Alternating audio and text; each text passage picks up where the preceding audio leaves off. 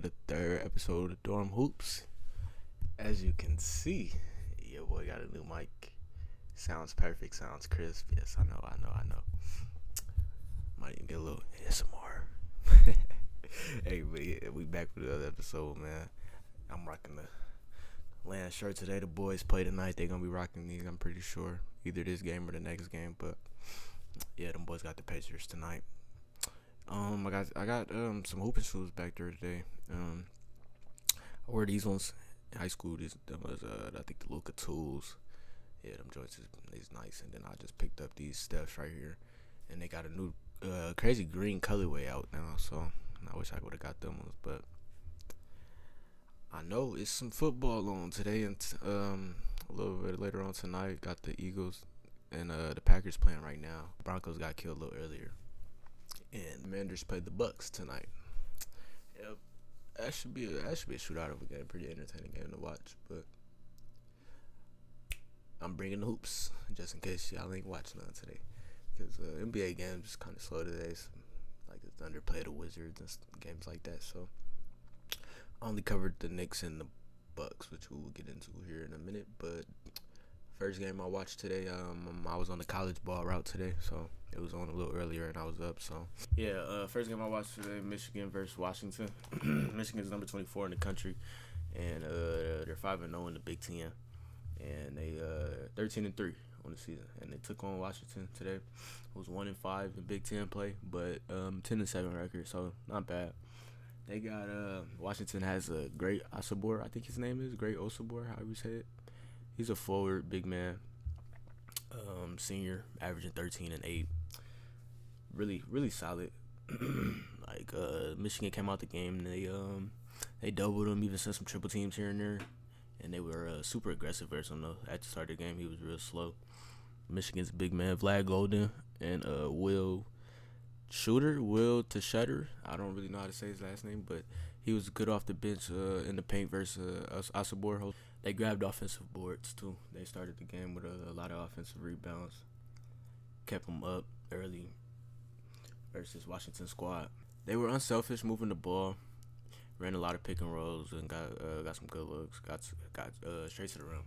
Great attack in the basket. And it was mainly from the guards. Yeah, Roddy Gale Jr. He was their starting guard. He started the game pretty good. 7 for 7 from the free throw line, 15 points, 4 boards, 4 assists. So yeah, he played good. Shot 4 for 7. Didn't hit the 3, but he was attacking the basket. So that got them going really early in the game for Michigan. And they were a better team pretty much the whole game. They ended up winning 91-75. So really had control of the game. But Washington didn't really give up. They were fighting back and giving it their all. But that second half, I didn't really watch anymore as Michigan started to pull away. But yeah, they had some good bench play. We already talked about Will. Sam Walters had 12 points, 3 for 6 from the three-point line. So you like that. Yeah, Michigan got some really good shooters. Didn't shoot the best today, 37% as a team. But that's how the announcers were really talking about how good they could really pick apart the defense with their three-point shooting. And Washington tried to do that. They saw they weren't shooting too good, but that's when they made most of their threes, is when Washington went into the zone late in that first half. But yeah, Vlad Golden's nice. 19 points, 3 assists, had a block, 5 boards. Well, 5 defensive boards, 7 in total. Yeah, shot 6 or 7 from the field. He played great defense and offense on both ends. Michigan team has some good energy, and most of it comes from Golden. He makes plays on both ends of the court. And it was nice to see Michigan starters really play most of the game. Namari Burnett, towards the end of that first half, he smacked 4 straight threes. So he finished with 16. Did miss a shot. Can't ask for a better game from him. Besides the 3 turnovers and 4 fouls, you can turn that down, obviously. But everything else, he was on point tonight for that early game. Trey Donaldson was quiet, over 4 from the 3-point line. Didn't even make a free throw. Yeah, Michigan really had most of this game. Washington, they had problems with turnovers. They couldn't really keep the ball. but they were grabbing good defensive rebounds. Denny Wolf had a strong dunk for Michigan that really killed the momentum for Washington. So yeah, they were getting good paint touches, good looks at the rim, but they weren't making them. That's something you can't really coach or change. Just gotta make the layups, gotta work on them a little more. Let Michigan take twos, like they'd rather have the two over the three, which kind of worked for them in a sense since they shot 11-37 from the 3-point line. But obviously, Michigan didn't have a problem with that. They got to the basket and they made it work for today. But yeah, they had a slow start to the game. They picked it up midway through the first half, and it was a back and forth game for that like that 10-minute mark. That's when the game really picked up. Guys started warming up, and they ran dribble handoffs to bring in mismatches, and it helped them attack the rim more because they got the smart defender on the ball handler and got straight to the rim. So, but yeah, not too much from this game honestly, just because of the score. I stopped watching a little bit, turned on some football. But the next game I watched was some NBA. Got the Knicks versus the Bucks today. Eastern Conference matchup. Giannis and Dame and all them versus Cat, JB, Mikal Bridges and them. And only part of this game that was close was the first quarter. So I'm glad I tuned in because I obviously turned this game off with the final score being 140-106. Knicks scored 36 in the first quarter, 39 in the second. 33 and 32. I mean, like buckets. I mean, and then when the Bucks put up 17 in the fourth, only 27 and 29 in the second and the third. It's hard to stay in the game when Jalen Brunson has 23 points in the first quarter. I mean, and they stayed in the game. After that first quarter, they were down not much. They were only down 3. And Giannis was a second chance demon. I mean, like, every time he takes a shot, misses it, he'll go grab the board, easy dunk. Or anybody else to shoot it, he grabs the rebound, easy dunk. So, Giannis, he's really unguardable, honestly. And when he's getting second chance points like that, you're gonna stay in the game automatically. But when Cat started that second quarter for Jalen Brunson, and he was in the game with Bridges, McBride, and I think Campaign was running the one. And it was a back and forth showdown in that second quarter. Cat warmed up, hit like 3-4 straight shots in the first 3 minutes, and Brook Lopez was trying to get right back at him. He hit a deep three, shot 50% from the field. Both teams shot 50% from the field in that second quarter. In the half as a whole, I think the Bucks shot 53% and they shot 56%. So back and forth game that first half. But yeah, Cat started going crazy in that second quarter. He probably had like 15, 16 in that second quarter. Campaign got in. I think he hit 2 straight threes. Had great minutes for that second quarter for that backup for Jalen Brunson. And McBride hit a 3 in that stretch of the second quarter. But yeah, some good minutes from their backup guards, and they really kept the pressure on the Bucks. But Dame got some good run in that second quarter too while Giannis was out. He finished with 22. But yeah, Jalen Brunson had 44 points.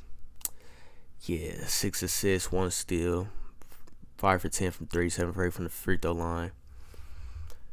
He was hoping. He only missed 10 shots, had 40 points. So that's really why the Bucks lost, because Jalen Brunson literally wasn't missing. The Bucks had quick ball movement, kept the pace up, kept the ball movement, got easy buckets, turned into 3-pointers. But it was really just Giannis, Dame, and Chris Middleton this game. Honestly, everybody else had under 10 points. So you kind of need some extra contribution when Jalen Brunson ain't missing. The Cat's not missing. Cat had 30 points, 18 boards, 4 assists. I mean, 10 for 16 from the field. Unstoppable. I mean, OG only had to put up 11, and Mikal only had to put up 6, and they won by 35. So it's tough, man. But Yeah, I didn't watch the second half of this game. The game was over after halftime. I mean, these dudes was not missing. Literally 2-man game out there, no field. They was literally running it. Just them two. And the last game I caught was a good one too. West Virginia versus Colorado. This was a Big 12 matchup right here, and West Virginia, they had the lead the whole first half really, but Colorado came back late in the game when people thought, maybe the game might be over. I tuned in to start the second half. It was 40-29 at halftime. West Virginia is number 21 in the country, 11-3, with 3-1 in conference play. And Colorado's 9-5, haven't won in conference play, and they ended up losing this one. So there's now 0-4. 78-70 was the final score for this game. West Virginia won. Javon Small, 26 points, man. He's nice. He's nice. I've heard his name, but I never really watched him before. I'm a fan now. I will say he is nice. He came out that second half. I know he had 9 points at halftime. I looked, had 18 first 3 minutes. Hit 4 straight threes. So he was turned, bro. Guy off the bench, I'm also a new fan of Joseph Yesufu. Never heard of him, bro. But he was playing amazing. I mean, getting to the rim, he had a dagger and one in the game pretty much. He finished with 18 points, 6 for 9 from the field, hit 2 threes. And I mean, he was doing everything for this team in the late stretch of the game, playing good defense. He's a Washington State transfer, so he was already in the Pac-12 last season. But West Virginia almost lost this game, man. They never really were losing the game, though. Like, they always had the lead, but it'd get closer and closer, and then they would just snap and lock back in and really put the game away. Colorado attacked mismatches. I was impressed with how they played. Haven't tuned in with much of them this season. Julian Hammond had 23 points. He slowed down a little bit. Yesufu was playing some good defense. Really, West Virginia's guards were playing good defense as a whole. But he still had 23 points, hit 3 threes, 6 for 13 from the field, 8 free throws made. And, yeah, I mean, Colorado played pretty good, but they kind of went back to, like, that first half version of them, turning the ball over. They only had, I think, one turnover, like 12, 13 minutes in the second half. And they just started racking up turnovers again. They got back to right where they were at in the first half with like 19 turnovers, I want to say. But they sped up their shots. A couple of shots quick into the shot clock. First pass shot. Can't really afford that. And I think one of them were from their seniors. Yeah, I think Hammond took a shot late into that half. That was a quick rush shot. And Tad Boyle called the timeout quick. Let him know, like, you can't be taking those shots. We need every possession we can get, rally back into this game. But they were on like a 19-7 run at half. Really gritty team. They'll take anything you give them, like the first option. Whatever you give them, they will take that shot or make that pass down low or anything just to really get that first bucket, that first look. So I thought they did that pretty good. They crashed boards. They were good communicating on defense, and the turnovers in like 5-minute mark in the second half really lost them this game. And West Virginia's guards really sealed it. I mean, they had 2 guys foul out, 2 more with 4 fouls. So they fought through adversity, won this game, man. Harris got fouled out on a play that I didn't really agree with. It was like I think Hammond came down and like shoulder checked him really, really hard, and kind of looked like, I guess, Harris fouled him, I guess, so they caught a block, and he was checked out for the rest of this game, man. And I didn't really agree with it, but it is what it is, I thought he got his chest, took the shoulder, but they gave him the foul, sent him out the game. Eduardo Andre had 12 points, 5 for 5 from the field for West Virginia. He was solid, played good defense too, but he fouled out on he swiped at his man or something like that.